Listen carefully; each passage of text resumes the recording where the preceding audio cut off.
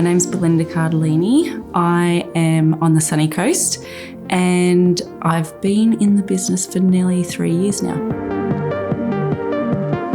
Pretty much 3 years ago now, I ended up in my parents' granny flat with my 4 teenage girls. I just felt like a failure as a mother, and I'm like, I cannot be in this position again.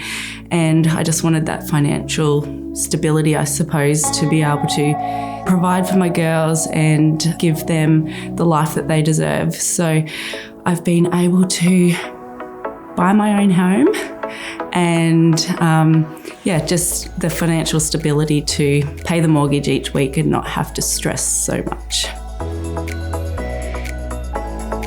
One of the main things is being able to treat myself and my girls. It feels amazing to be able to give them those special moments. One of the most rewarding moments was being able to take my 4 girls and my partner to Cairns on a holiday, and I was just allowed to go and spoil them and make them smile, make them happy. I am saying no to not feeling like enough. I'm saying no to not having to check the bank account each time I want to spend $20.